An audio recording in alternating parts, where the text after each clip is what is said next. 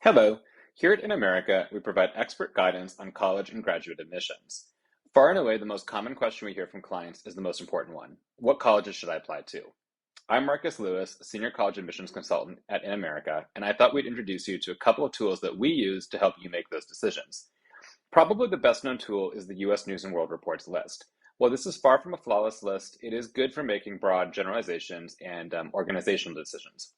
That is, we can use it to decide if a student should focus on top 20 schools, top 30 schools, top 50 schools, and so forth.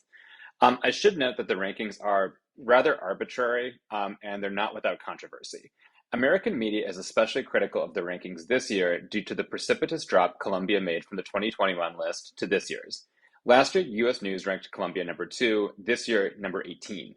This drop stems from a belief that Columbia miscalculated or outright presented erroneous data to the ranking organizations. Regardless of the cause for Columbia's own dropping, the fact that a school could drop so much based on data suggests to many that the ranking system itself is flawed. For one thing, US News and World Reports relies on colleges to submit their own data, meaning colleges can manipulate their own admissions information to better fit the algorithms and the criteria used by the US News rankers. For another, the idea that a school could drop so much due to a simple data error suggests that the ranking is not as scientific or objective as it's supposed to be. All that being said, the US News list is helpful at getting a general idea of which schools are excellent and which are not so excellent, let's say.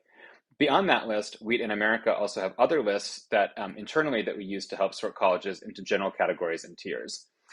For picking individual colleges, there are other factors one should consider besides the rankings. We like to put these into 3 categories. Category 1 is a school's reputation for a student's chosen major.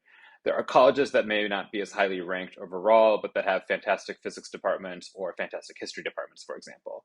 My InAmerica colleagues and I know which colleges and universities are the best for each major and which one offers special majors or concentrations only available at those specific schools.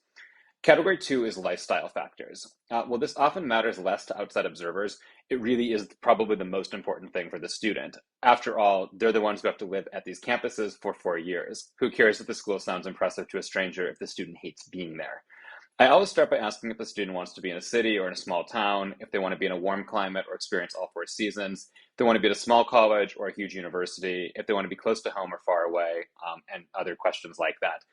After I know this information, we can combine the list of schools that fit the needs for both Category 1 and Category 2. From there, we encourage students to do as much research as possible on the school and even visit the campus if possible. Category 3 is a little bit harder. This is where strategy comes into play.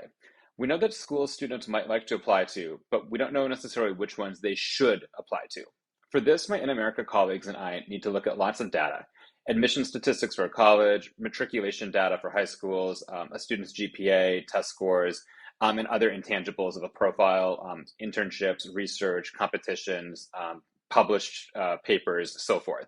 Most important of all, though, is whether or not the schools on the student's list are good fits for the student. Like students, schools have personalities. Some are relaxed, some are stressful, some are cosmopolitan, some more insular. While a school can fit categories 1 and 2 for a student, finding a school that matches their personality is extremely important. Knowing what schools provide good fits is not easy, but we can help you every step of the way. No one wants a marriage of convenience. We all want our students to find the college that is their soulmate, the place that will not only be home for 4 years, but that will always feel like home. For colleges, InAmerica has 3 categories that we consider. Reach, those are the schools that are hard to get into. Target, the schools that are perfect for a student's profile. And finally, likely, the schools that the student will probably get into. In all 3 of these categories, it's important for the student to apply to schools that also fit category 1 and 2. But then we synthesize our data with that of the student to strategize on which schools should finally make the list and in which order. That means we consider which schools should be a student's early decision school, which should be a student's early action schools, and which should wait until regular decision deadlines. Early decision school, since you only get one shot, is best used for a school that fits all the categories mentioned, but that also provides a benefit of applying for early decision. You don't want to apply early decision just because you can. It really should be the school that finally and truly is your top choice after you've looked at all the data and thought about what you want from a school experience and from your own studies. I know all of this sounds daunting, and that's, of course, because it is. This is probably the most important decision teenagers have had to make in their young lives, and it's quite stressful for all parties involved. With a plan and a team of experts in your corner, though, it can be much easier. As one final point, remember that there are 2 rankings of schools, the US News one and the one that actually matters, your own. We at InAmerica would like you find the best fit for you.